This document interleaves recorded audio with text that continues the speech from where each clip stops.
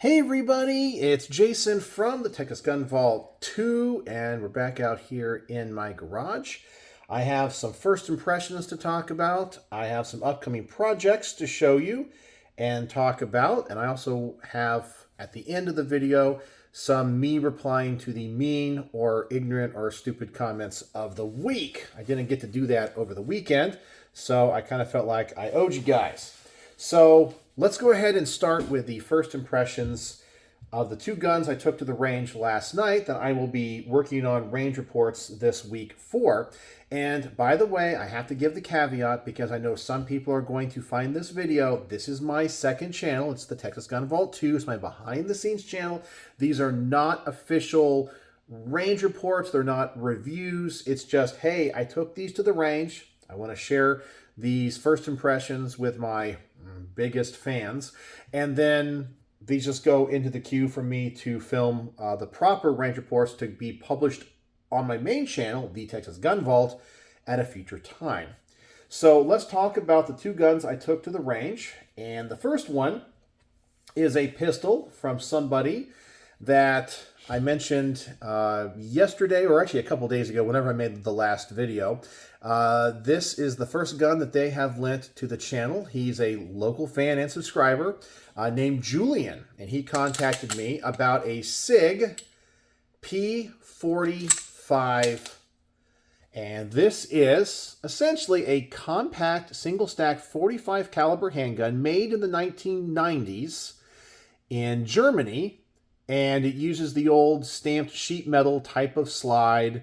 Essentially, this is a precursor to the Sig P220 Compact, or the 220 Carry. I forgot which one they called it. Anyway, it's essentially a precursor to that. And based off of some information I think I got from one of my viewers on this channel, I think Brian Edgett, who comments on many of my videos, he said, hey, I think that's a gun that was primarily designed during the 94 to 2004 assault weapons ban in the United States because it limited capacity, and at that time as well, there was an explosion of concealed carry laws that were being changed. And so a lot of companies were starting to jump on that bandwagon to give people concealed carry options with the biggest bang for their buck that they could, but of course be in compliance with that law. And so having a single stack 45 was kind of a general philosophical idea of that time because, 45 is a very capable self-defense round, and if you're limited to smaller capacity, well, why not have 45 ACP? And so that's what this is. The research I looked online said that these were made between 1998 and I think it was 2004 or 2006, somewhere in that time, or maybe they went on a little bit further than that, but they were kind of made, but as people said, in 3 batches. The first generation, I guess you'd call them, were all made in Germany, and they are proof marked in 3 places. So they have all the proper German proof marks. Now, this one does not have that. But the second generation were made in Germany as well, but they were, I guess, imported by Sig, and then there were some American parts in them, and that's what I think this one is. And then the last generation, I think they said, were made in the US. Okay, so this is, I'll have to do a serial number check on it. It's only a 4-digit serial number. I mean, there is a prefix, but it's a 4-digit serial number. So I don't know. I'm going to have to do some research on exactly what year this came out, but I think it's part of that second generation. And it's a currently discontinued model. But anyway, it shoots like a good single stack 45. I don't think many people in today's concealed carry world would like it because, of course, it has limited capacity, and the world today is very much into 9mm more than 45. But of course, there's all the people that are going to love 45, but most people that are going to want 6 rounds of 45 are probably going to carry a 1911. So I really feel like the audience of this pistol is limited, but it is a good idea for the time. So how does it shoot? Well, this actually is kind of interesting because for me, it shot consistently at all distances. And I would consider this to be a backup gun in today's world. But for a small 45, which honestly, I don't like small 45s. I love 1911s, full-size government model, 5-inch barrel 1911s. Those are, for me, the way to go, the perfect size. This one has a little bit of recoil to it because of its size. Sigs in general, with the P-Series pistols, you have a high bore axis. All of my groups, whether that was at 7 yards, 15 yards, or 25 yards, were all consistent about this big. And for me, that's going to be pretty good for a gun like this. I'm not going to shoot a gun like this like a target pistol. The trigger is a little bit heavy, a little bit harder to stage, but overall it worked well. I had no malfunctions with it at all. It ran good, and it's kind of, believe it or not, kind of a flamethrower. I caught a lot of flashes out of this barrel. Now, the ammo I was using Winchester White Box, 230 grain. I had some Federal 230 grain, and then the hollow points I had were what, 185, I think. But anyway, it ran good. It ran good.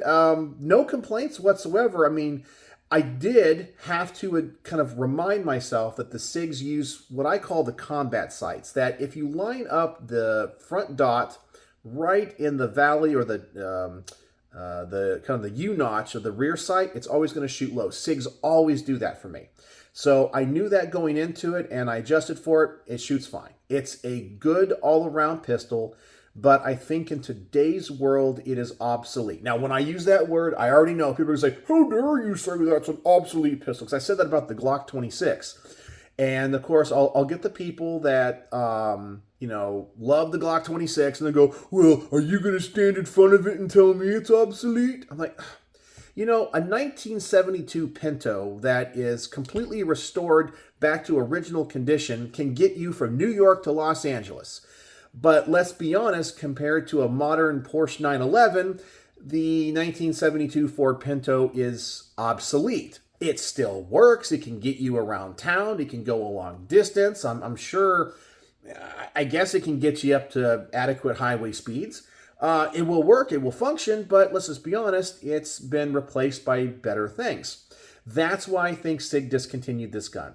I feel like it has a limited market. But it is a good gun for what it is. It works. And I kind of think it was probably pretty cool in its time. Nothing wrong with it. And if you're looking for a single stack 45 and can find one of these, I think they're pretty cool and collectible because of the manufacturing process of the slide, because it's that stamped sheet metal. I believe the P220, what do they call it? The carry or the compact or whatever. Those are going to be the bar stock steel. I think Sig collectors would prefer to have this over that. So that was my impressions on this. Overall, good pistol, ran well. I say practical range accuracy. The only test that I didn't get good accuracy on would be like the shoot fast quick magazine change test because it just has too much muzzle flip. So I was all over the target on that. So if I just point shoot this thing and shoot as fast as I can, not going to be that good. But if you take your time with it, pretty good, pretty good. All right, next up, we got, I took to the range, the HK MP5K SD. Now, I have to apologize to some people because in my last video where I showed this off as a future projects thing, I said, I've never seen one of these. And I realized somebody had sent me a picture of one they had recently had made, and we discussed it, and I had totally forgotten, okay? I'm so busy. Actually, do you see these glasses on my face? This means I'm tired, okay? And a lot of times I'm working, like I was teaching music from, I don't know, 7 o'clock this morning until, and I just got done at like 7:15. So what, 12 hours, 15 minutes? I mean, I had some breaks in there and things, but for the most part, I've been working all day, okay? And then I had dinner, and then I came out here to make this video. So I am tired. I got the glasses on. So I will forget things from time to time. But I took this bad boy to the range. And once again, I want to give a huge shout out to my fan and local subscriber and friend, Jack number 2, second guy named Jack that lends guns to the channel, for lending this to me and also doing all of the paperwork required for me to be able to do this. So this was pretty awesome. This was originally an SP5K that he took to a local gunsmith here in Dallas that's kind of famous. They used to be called TPM Outfitters, and now they're called, I think it's Impact Guns. Let me see here. Yeah, Impact Guns. But anyway, they converted it to a SD, so it has the integrated suppressor, and they did a really nice job on this handguard, which, by the way, I like these quad rail handguards. I just wish they had rail covers on them. I did not put a vertical foregrip on this like I thought I was going to. I shot it as is, but I think the more traditional SD handguards are nicer if you're not going to run that grip, but I think in the modern world, these tri-rail handguards are great. If you're going to run a optic on one of these and you use the rail portion on the top, it prevents you from being able to do the, I guess we'll call it the HK slap, which I don't like doing because I think it wears the cocking tube over time. But because it's right up here next to the optic, I kind of had to just take my thumb and close it that way versus, you know, hit it or whatever. It actually makes it a little bit hard to manipulate the charging handle. What else do we want to talk about on this one? We got the B&T stock on this, which is pretty darn cool. That's high quality. And I think the thing honestly kind of ran like a dream. It runs like an MP5, okay? So it's super soft shooting. I did get out the chronograph. And by the way, thank you to my friend D for lending the chronograph to the channel for some of these reviews. This does what it's supposed to. An integrally suppressed MP5 that has the ported barrel is supposed to reduce the muzzle energy and the velocity of 9mm, that's supersonic, to subsonic velocities and suppress it. And so running 115 grain ammo, I got the chronograph out, you were talking 890 feet per second to like 850 feet per second. So it does what it's supposed to do. Obviously, super soft shooting, so much fun. But this is going to be a controversial statement because I know when it comes to the world of MP5s and stuff like this, people like the smallest stuff, and typically I do too. I prefer full-size MP5s. The MP5Ks are just a little bit too short for me, and yeah, I just kind of prefer a full size. But there is one thing I made a mistake, and I got to go check my range bag for this, and I haven't told my friend Jack about it. I think I lost the little cap for the optic on this side for the windage, because you know this is a Sig Sauer Romeo 5. It comes with these little caps that go over the turrets, and I was adjusting it for windage, and I thought I had put it down on the bench. I can't find it. It might be in the bag, but I think I dropped it at the range. But then it was like 11 o'clock at night, and I was crawling around the ground looking for this thing. I looked everywhere for it. So I think it's got to be in my bag. If not, I'm going to have to find him an extra little cap for his optic. I feel so bad about that. I put it down because I was adjusting it. I'm like, okay. And then I, filmed a couple segments, and I was going to put it back. I was like, uh-oh, it must have fallen on the ground. And it was nowhere to be found. Maybe I put it somewhere, but anyway, I got to find that. But this is good. It was definitely a lot of fun. No issues whatsoever, but there it is. HK MP5K SD. So that's my first impressions on those. So now let's talk about a few things I have that have been linked to the channel for review and upcoming projects. So now I have a big stack of guns to review again. All right, so the first one is coming from Jack number 1, the OG Jack, the original gangsta. And we have another Sig. And we have a beautiful looking Sig on, in matter of fact. We have the Sig Sauer P229. And this is a two-tone version. Obviously, it's a 229R because it has a rail. It is a factory color. In fact, let me see what the actual model number is. It says this is the E29R-9-CBT. So it's the 229 9mm 3.9-inch combat two-tone FDE double action single action with the Sig light night sights. And this is made in, according to the label, this is from 2016. Okay, so that's the age of this, but it looks brand spanking new. That is honestly a really, really sexy looking Sig. That looks really sick. That is really awesome. I love the color of this thing. This thing is just awesome. I mean, I love the front and rear cocking serrations of that.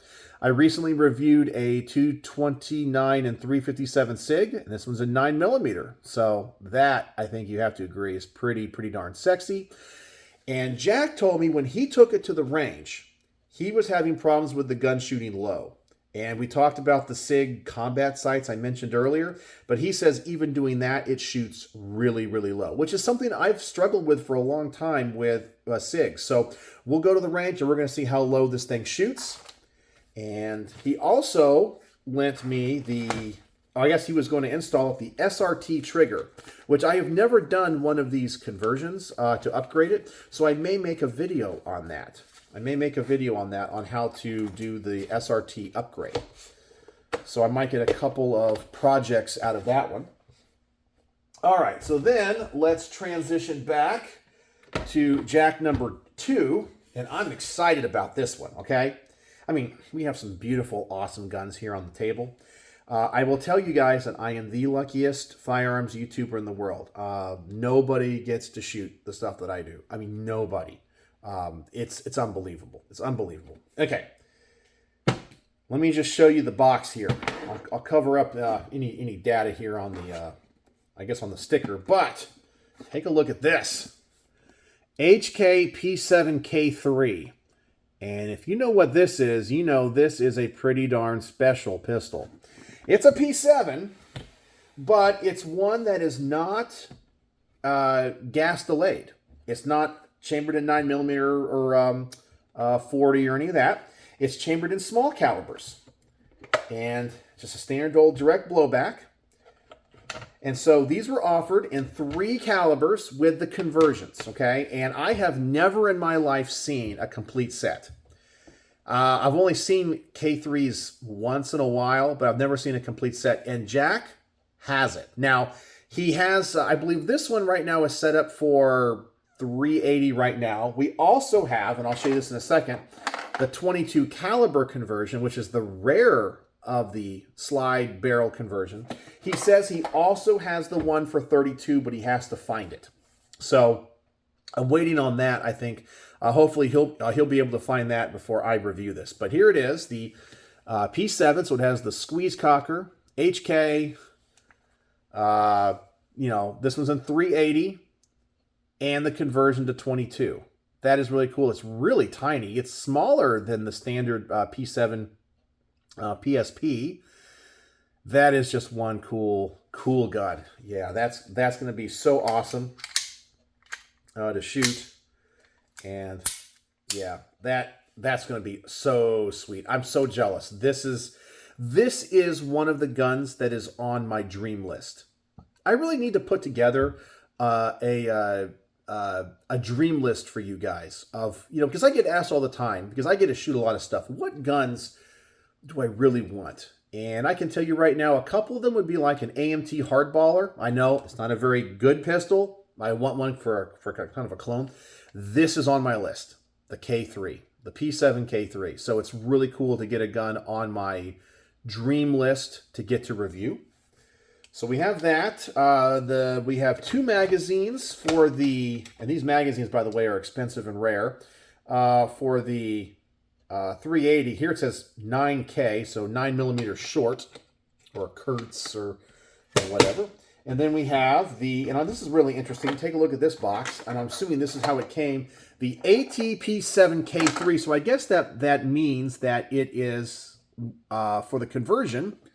And so in the box we get a slide, and this one says 22 long rifle on it. It does not have a recoil spring. So I need to do some research to find out if the recoil spring is the same in all of the versions. I need to find out, but it has the barrel, and you have a little tool in here, which I'll have to learn how to use. I guess this is designed for changing the barrel out. And then we get 2 magazines.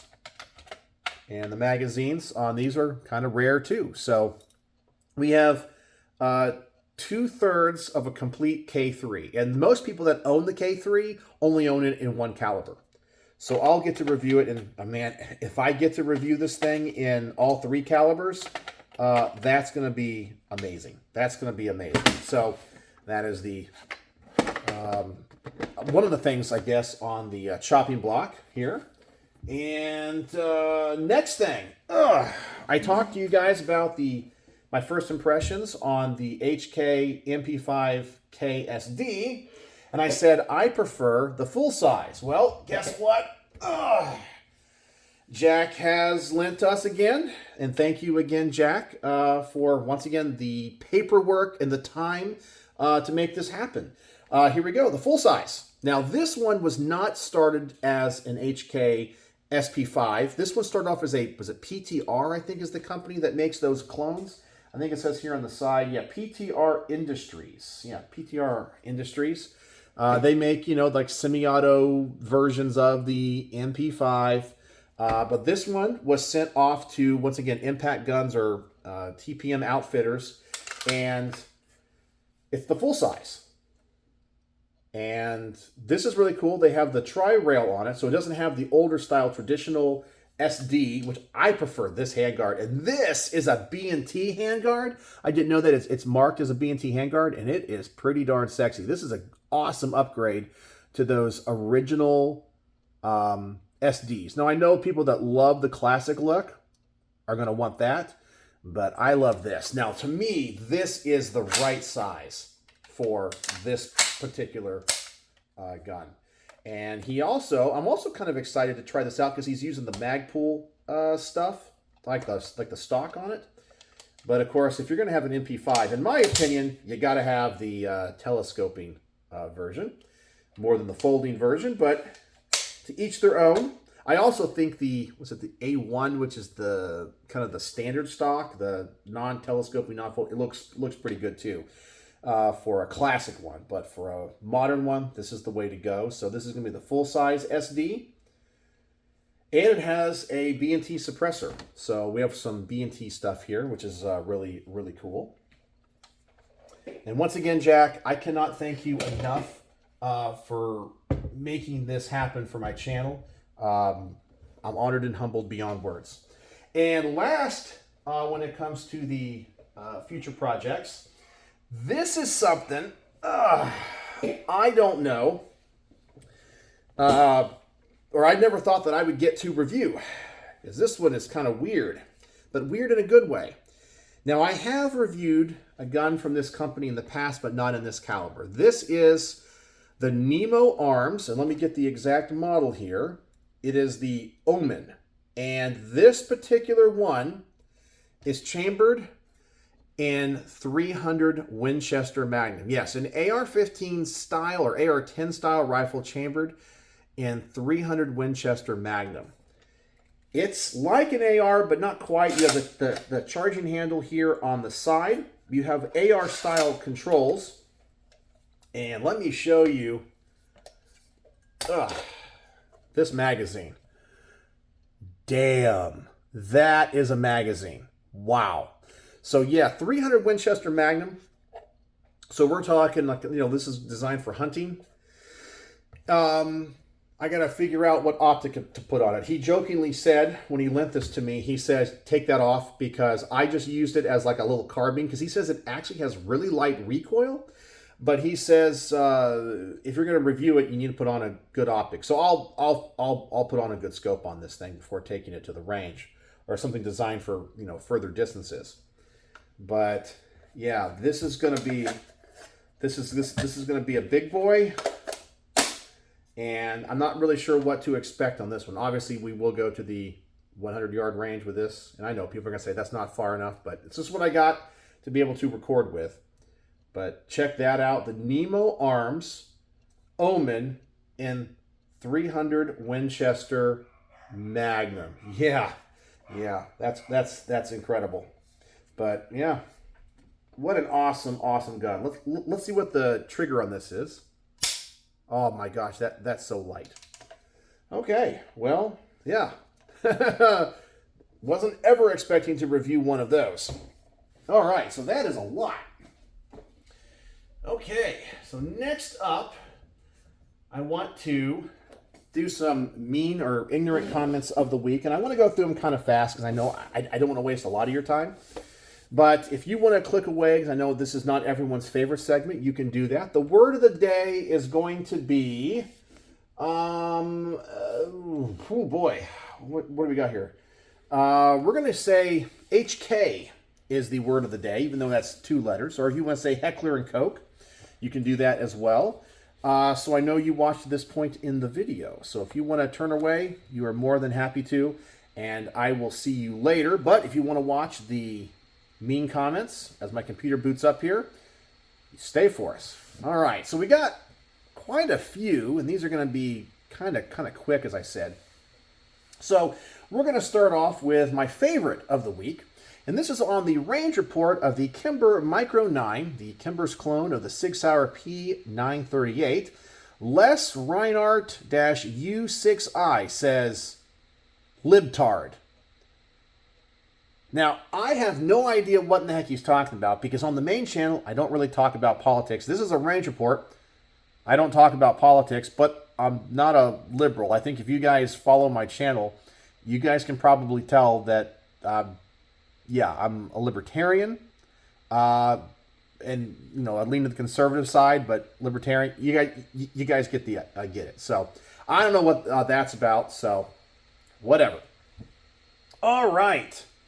Now we're going to get into some Safety Sally ones, okay? And this one is on the range report of the Sig Sauer SG550, the civilian version of the Swiss STGW90. And this one obviously is from another country because I can't even read that name. And it says, as a safety recommendation, safety is on position S unless aiming or firing at the target. For right-handed people, use your thumb to select fire mode 1. Single fire, use selector on the left side and put it back to position S with your index finger. Selector on the right side immediately after shooting. Your right hand remains on the pistol grip the whole time. Well, I don't know about you, okay? And if you watch my videos, I'm at the range by myself. It doesn't matter. And if I've already fired and the magazine is out and the action is open, I don't have to put it on safe. Man, there are some people that I guess they just go through life and think, I have to tell these people about safety thing. Okay, good. If you want to be over-the-top safety, and that's fine. I'm safe with these guns. I'm always checking them, you know. But right now, I'm not here by myself, okay? I'm going to show you something. Because in one of the recent videos, somebody said, oh my God, you flagged the camera. Okay, guess what? Okay, by the way, I've already safety checked the gun, right? But guess what?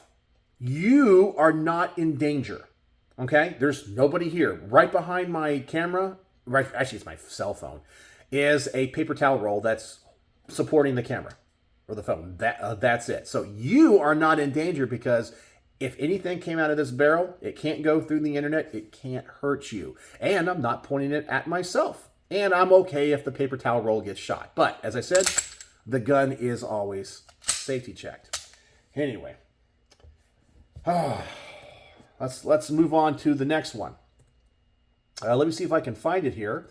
Because I want to get to the next Safety Sally one. Okay, here we go. On the range report of the Burst of Thunder 380, a popular and budget-friendly CCW pistol, Road Scholar 9323 said, geez, get to the review already. 3 minutes and 3.5 minutes to that point, and you failed to show the weapon is cleared. First rule in gun safety.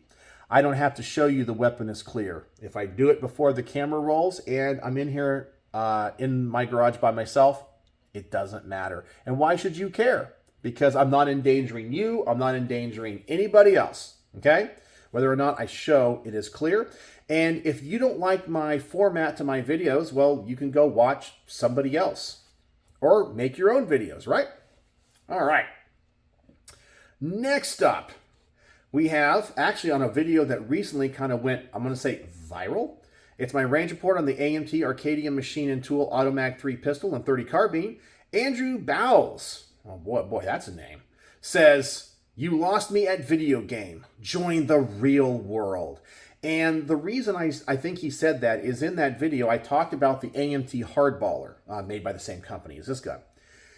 And I said, I always wanted to have the Hardballer because I wanted to clone it out like a character Agent 47 uses in the video game Hitman.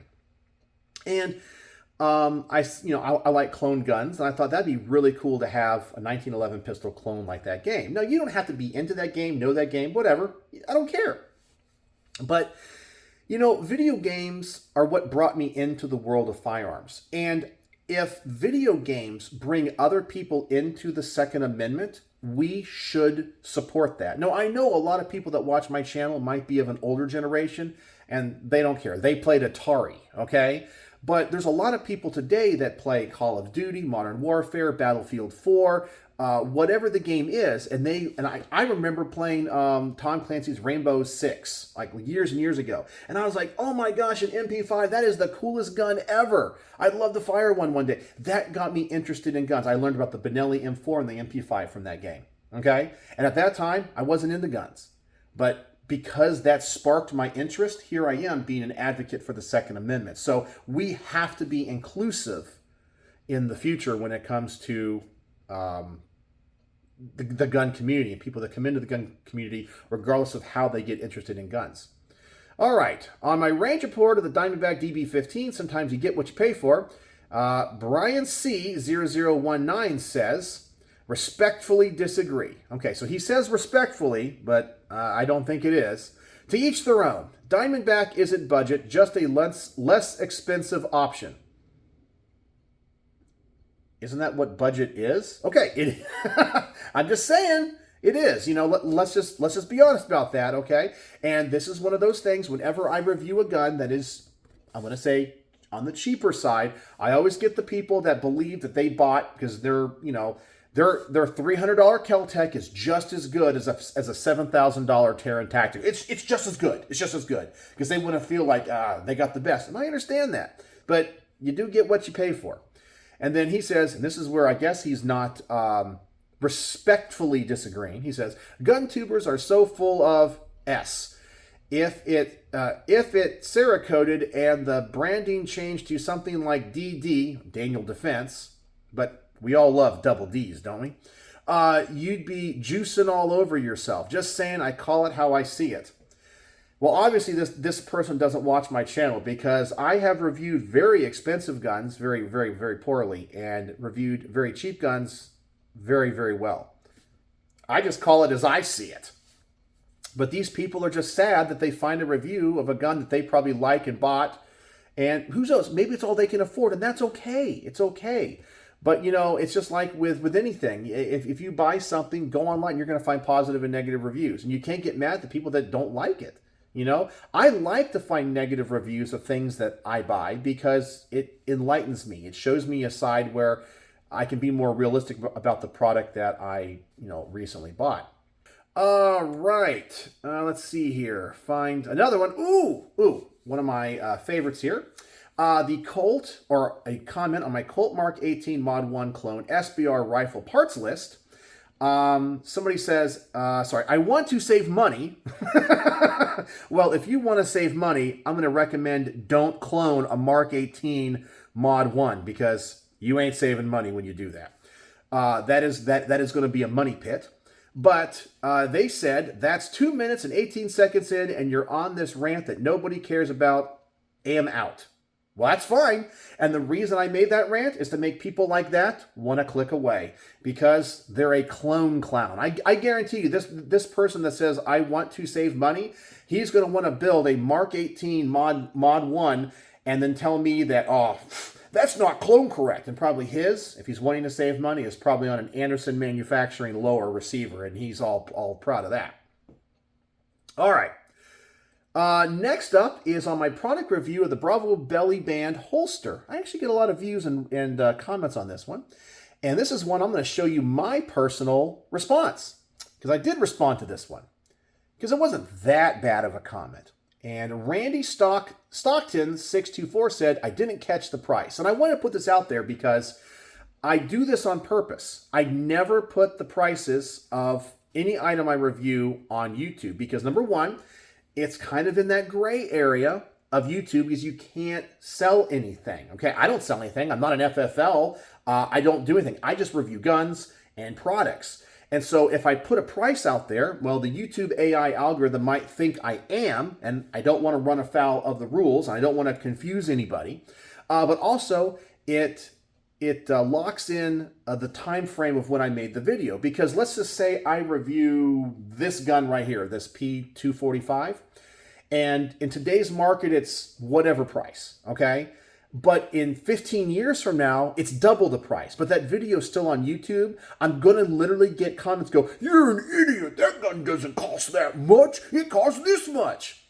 Well, guess what? I made that video 15 years ago. So I future-proof my videos by never mentioning a price, ever. Because it just saves me a lot of grief. Then I think, oh, okay, my last one, okay, I lied. I said the first one was my favorite. No, this last one is my favorite. Another one on the range report of the AMT Arcadian Machine and Tool Automag 3 pistol and 30 carbine. 44 Hawk 28 says, oh boy, I love this one. From looking at the shooting, it's not much of a flamethrower. Yes, it does have some extended gases, but it's not that much of a flamethrower. But I've shot a lot more firearms than you have. I'm going to let that one sink in there. Now, first off, my camera is not a high-speed camera. And I will tell you that whenever you see my camera, my Sony, what's the model number? Which, by the way, I have to thank David, another local fan and subscriber who helped me get this camera. I think it's the VZ1. It's not a high-speed camera. It's 60 frames per second, I think. Or maybe it's 30. It's one of those two. It might not always catch the flash, and it's not as impressive. But if it is catching something, trust me, it's a lot bigger in person. But my favorite is, but I've shot a lot more firearms than you have. And by the way, that might be the case. But I don't know of many YouTube... Okay, this is going to be a brag, okay? I don't think there are many people on YouTube that have reviewed over 500 firearms. Okay, now, don't confuse videos with reviews. Like, for example, there are some people that will make 5 videos on the same gun, or they'll make, like for example, I'm going to throw out a name here, okay? Let's say Hickok 45. Okay, Hickok 45 has so many videos, but not every video he makes is a review of a gun. And some of them are multiples of the same gun. Like, if you go look for Glock 23, he'll have, 25 videos on the Glock 23. So that's not 25 individual reviews. That's essentially one topic. There are not many people out there that have shot and reviewed. And there's even videos that I lost when I lost my original channel. So over 500 guns I have reviewed. 500 guns. Yeah, that's how many. And I'm adding more all the time. So has this guy shot more than me? Possibly. But this also tells me that they don't watch my channel. But whatever, okay? But I'm not, I like to think I'm pretty humble. I am a nobody. But I am very aware of the opportunities that I have had. Okay, I'm very aware of that. I have had opportunities that very few people have ever had. And I am aware of that. I'm humbled by it. But on the other hand, don't act like I'm an inexperienced shooter and I haven't shot a wide range of firearms, because I have. Anyway, so that's the comments of the week, upcoming projects, and first impressions. It's been a long video, almost 40 minutes, so thank you for being here. I'll try to end this as fast as I possibly can. And if you watched to this point of the video, the word of the day is going to be humble. Humble, because I like to think I'm humbled. And I am humble, but some people think I'm an arrogant SOB. But that's it. So anyway, let me know what you guys think in the comment section below about anything in this video. And Yeah, thanks for joining me here in the garage. I got to go put all this inside, upload this video, edit it, so you guys can enjoy it. So, as always, thanks for watching.